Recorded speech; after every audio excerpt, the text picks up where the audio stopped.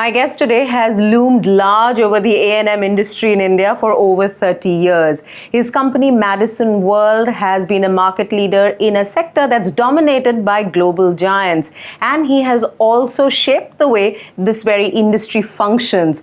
How does it work? What opportunities does this industry offer young professionals? Let's find out from Sam Balsara. Mr. Balsara. Hi Anuradha, how are we? Great. You started Madison World in 1988, just a few years before liberalization and long before the fruits of liberalization. Very true. What would you identify as the milestones?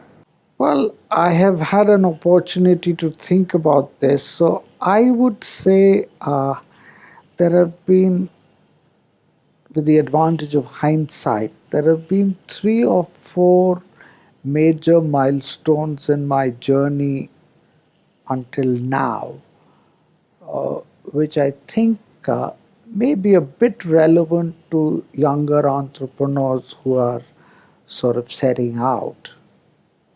The first milestone,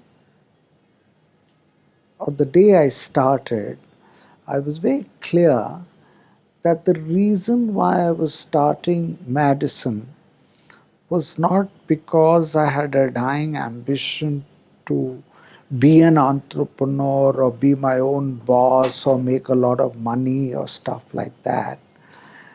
But I wanted to be in an agency of a type that I envisaged, which was actually a small agency with a few large clients. And I think today it sounds almost impossible or ridiculous.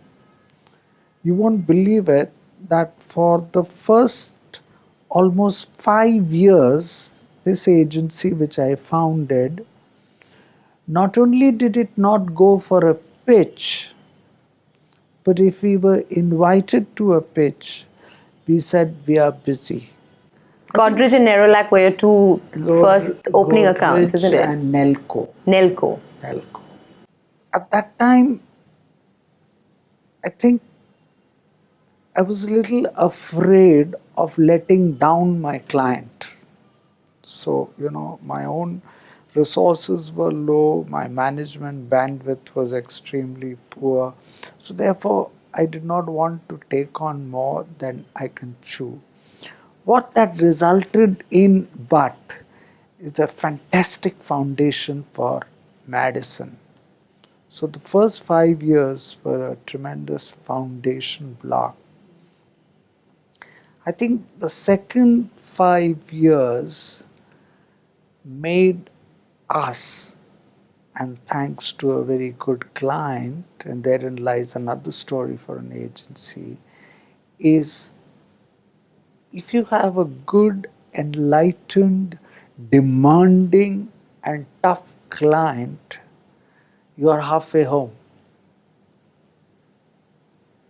And we had no shortage of them. We had Godrej, we had Procter and Gamble then. There were large, tough, demanding, ruthless clients. But that provides the foundation for a good agency. It was Procter and Gamble who discovered Madison's media prowess. So they encouraged me to offer them a media loan business. And I think that was the second key milestone, and I call it a major milestone. I was a little afraid because I was giving up a business, kind of, or not giving up, but moving away from a business that earned me 15% to a business that earned me 2.5%, and that required me to hire a lot more people. It did sound, if I overanalyzed it, sounded a bit scary. But I said, look, the world seems to be going this way. Whatever will happen to the world will happen to me. Let me go into it. Nobody anyway is doing it. Somebody is telling me we are good at it. Let's go for it. Let's go for it.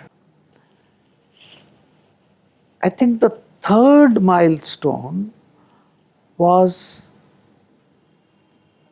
in hindsight now, that I feel when you're on to a good thing, you kind of press on. So I discovered that this kind of specialization approach was very good both for the agency and more importantly for the client. Because I could see that because of our specialization in media, we were able to develop a body of knowledge.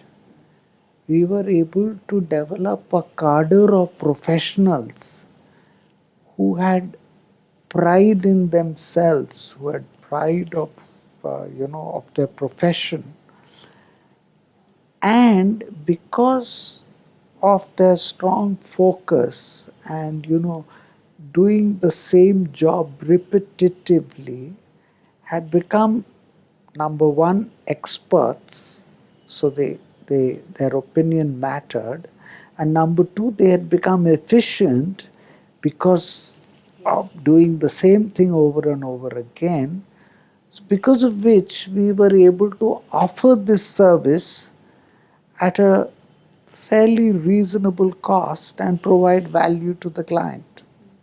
In 2015, would you say that this industry, which you saw grow at a blistering pace, especially since the decade of 2000, do you see that pace as something that will be sustained over the next decade? See, whilst the pace has been good, I wouldn't really say blistering. Uh, because if you take the Indian advertising industry, I think on an average it has grown at no more than between 10 and 15% every year. So, my one major disappointment has been that there was a time, there was a long period of time where India and China, in advertising terms, were at the same level in terms of volume, and I would say even sophistication. Today, I dare say, in terms of sophistication, we probably equal to China, or China is equal to us. But in terms of size, whilst we are at 6 billion, arguably they are at 50 billion. So our pace has not exactly been blistering. But to answer your second question, I do feel that actually the blistering pace is going to happen now, because at no time before have I seen Madison being invited to so many pitches from new businesses. It's not just what excites me is not just existing clients being unhappy with their agencies and wanting a change in agency. But what I'm beginning to see, there are a large number of newer businesses which are recognizing the power of advertising and brand building. And I think therein lies the real potential of India. Somewhere we had missed the bus, if I may say so. In fact, I think tomorrow evening at our media agency awards, we're going to have this person, Dr. Mukund Rajan, speak on corporate branding, and I'm tempted to ask him the question that because I somewhere feel that in the 70s and 80s, when I was sort of a novice, the Tata, Birla and Mafatlal, which were such big names in Indian industry, one of their failings has been they failed to discover what advertising could do for them. And they allowed the Unilever and Reckitt and P&G and Nivea and L'Oreal and all of them to come in and establish huge and very substantial businesses on the back of advertising, and they kept looking on. So if you're saying that you're optimistic that going forward, and you're saying now the industry is poised on what should be blistering growth, it's obviously linked to how you see the economy growing. What can young professionals anticipate in terms of jobs, you think, in your sector, in the A&M business, in the advertising and media industry? I think clearly the number of jobs, I think, in the A&M industry are going to balloon, whilst of course on the one hand there is focus on efficiency and cost cutting and all of that.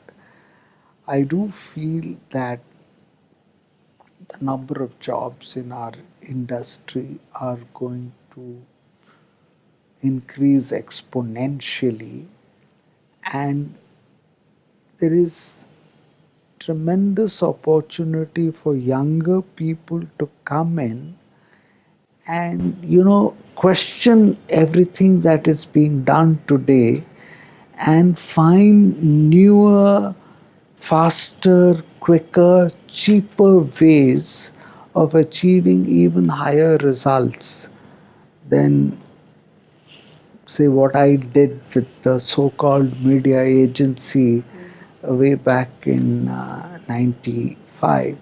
Clearly, one area is digital, and I think sometimes we don't fully understand digital.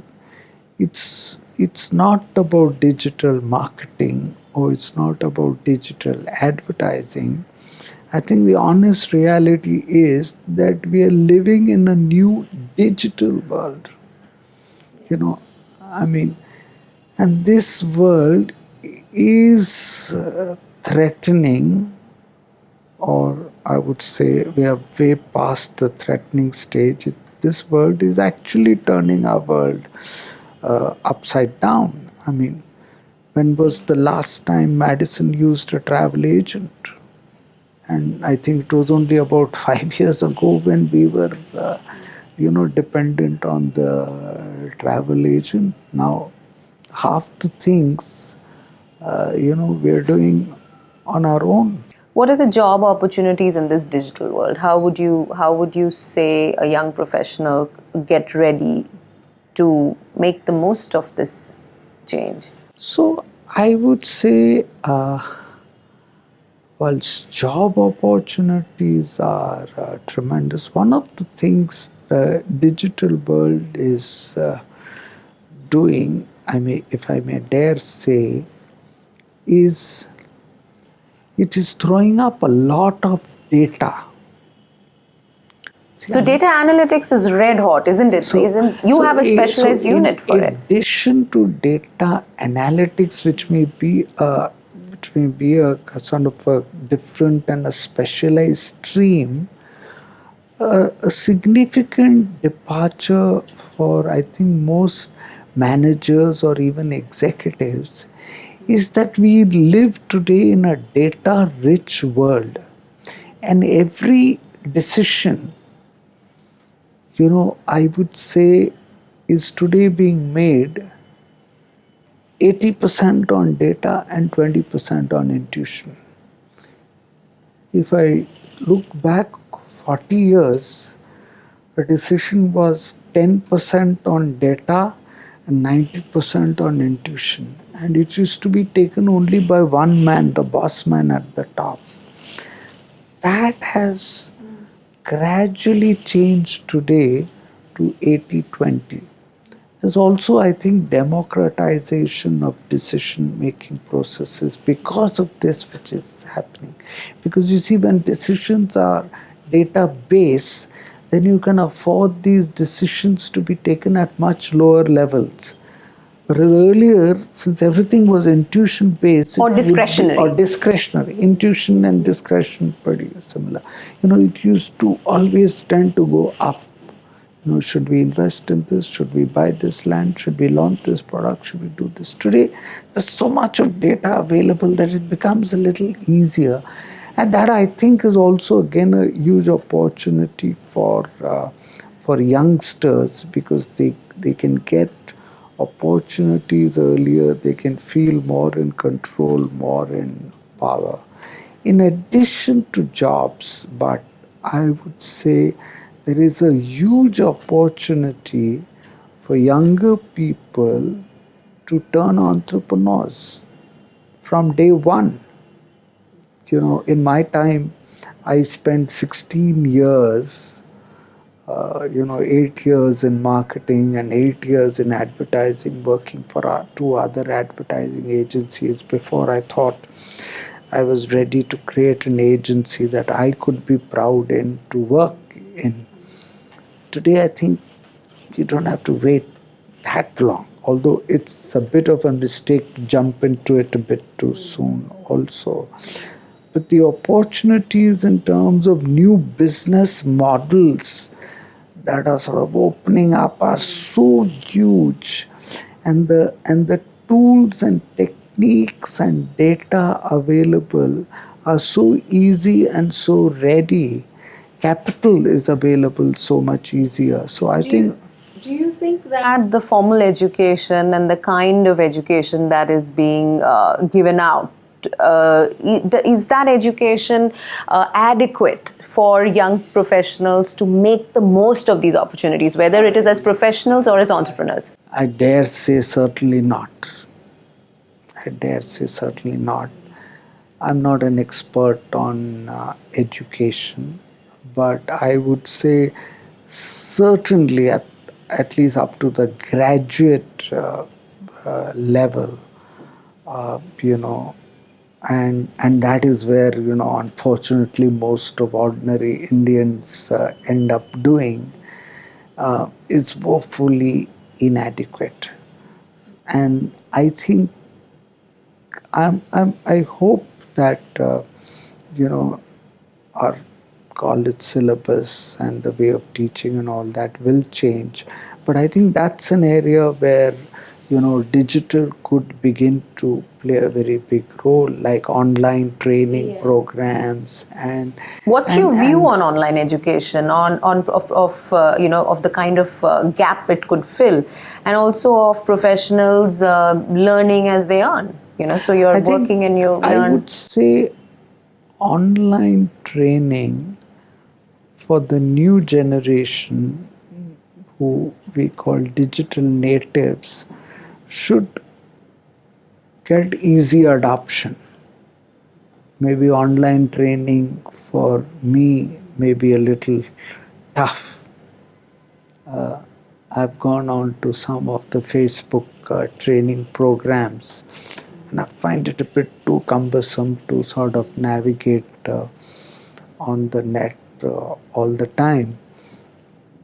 But I think, and also these kind of programs, they'll be more sort of here and now focus, rather than just teach me about Clive or Plassey or I don't know, our independence movement and that sort of. So it's you're saying online education is perhaps more it's more practical in its application. It's more practical, and I think it could lead to something more actionable, which will impact my life here and now. I think one of the reasons why a lot of young people like our advertising business is because a lot of it is here and now. You conceive of an idea, you make a commercial, you see it on air, next month, or you launch a brand, you see it succeed, you see it fail. So there's a lot of almost instantness, which I think young people want. They don't want to wait. And so an attribute that online education can help Can help, deliver. certainly, and I think it'll also give online education can, because it is very new and there is nothing readily available to just lift and put in. I'm sure the material would be much more here and now, and it'll be able to relate to whoever, to the students in a more meaningful and real way than attending a graduate course in commerce in Sydenham College. So, you, Madison has close to 1,000 employees. A lot of young people who keep coming in on a regular basis. Your hiring annually must be quite a bit. How do you assess the quality of talent that's coming into the jobs market? I must say I'm a little disappointed. I'll have to be frank. Maybe that is because the advertising business has slightly fallen off the perch, that it occupied about 10, 12 years ago, when the salaries we used to offer at entry levels were more comparable to what the best guys offered. Today, I think there is such a big difference that we cannot afford to go to some of the best institutes, but we have to go to another set of institutes. And my little disappointment is that young people's ambitions sometimes run far ahead of reality. And whilst I am sort of all for developing an ambition, that ambition should be a little controlled or contained and should be used in a positive way rather than in a negative way. And I've seen sometimes young people, ambition gets the better of them, and instead of spurring them on, they tend to then fall off the cliff. So those are good words of advice. But is there anything you would specifically ask people to cultivate, let's say, in terms of an attitude? Yes. So, more than attitude, first let me say what we look for in real terms in most of our businesses is a combination of left brain and right brain. I think that in the communication business is very important. So, obviously, if it's a creative person, then his lateral thinking has to be very high. But that doesn't mean that he is zero in his analytical thinking ability and logic. It may be a little low. But so the degree of right brain and left brain may vary, but it's very important to have both. And therefore, I think younger people must make a conscious attempt to develop both these skills. Because I think to make a success in life, you need both. Depending on whichever area you're going into, you may need more of one and less of the other. But in some quantity, both have to be present. That, I think, is a very important ingredient in our communication business to cultivate. Mr. Balsara, you mentioned that you were doing Facebook primers and you were trying to figure out how it all works, getting hands-on. What keeps you driven? What keeps you motivated to function at your best all the time, every day, and sustain a career that seems to be just that seems to be progressing the way it has? Geometrical progression. Well, I don't think the progression has been as good as you make it out to be.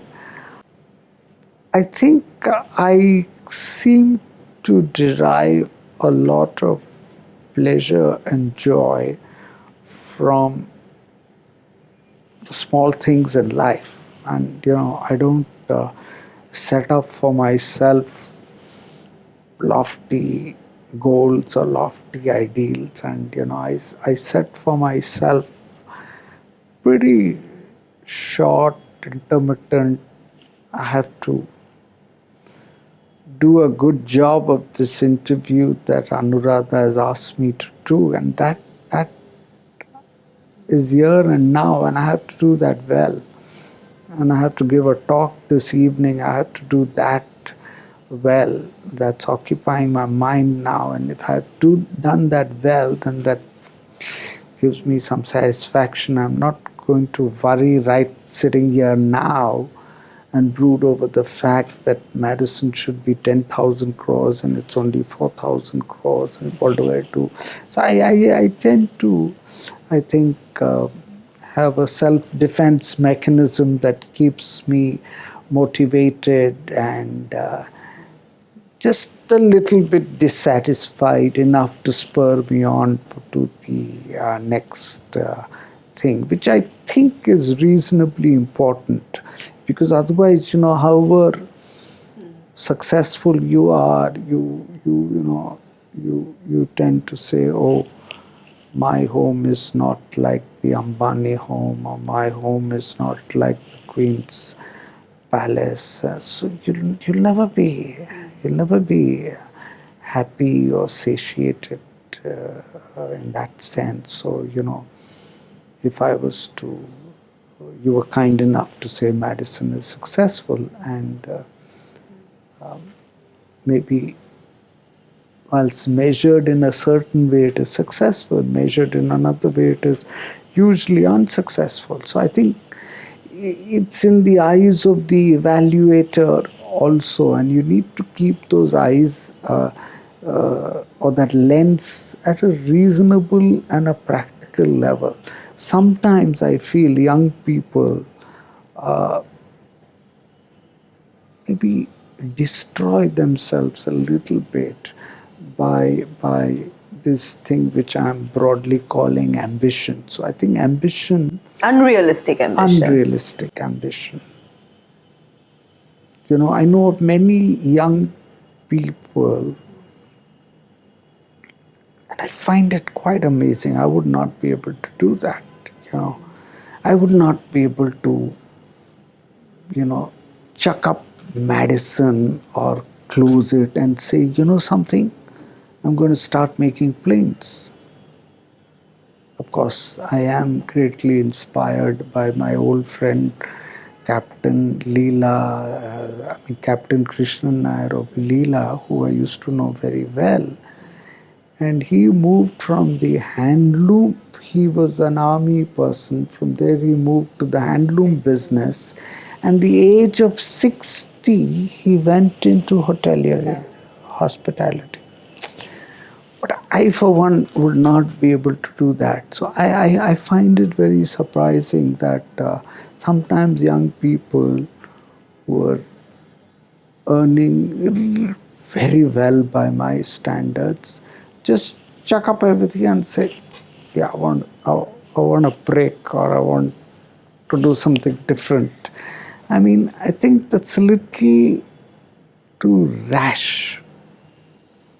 Mr. Balsara, thank you very much for a wonderful conversation. Online education, I think, is a huge gap in India, and the opportunity that online education has, both for the promoter of the online education as well as for the recipient, meaning the students, is huge.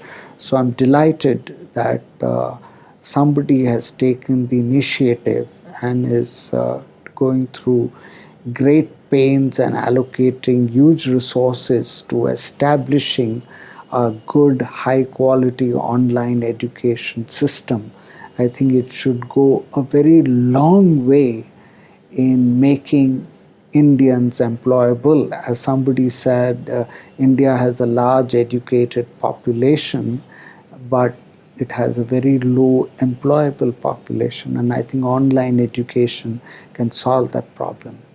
I'd like to congratulate my friend Ronnie Screwwala for thinking of this brilliant new idea, which is, I think, the need of the hour for Indian society. He has always been a trailblazer, doing new things, sometimes a little ahead of their times. And I'm sure this one is going to be as successful as many of his other ventures have been.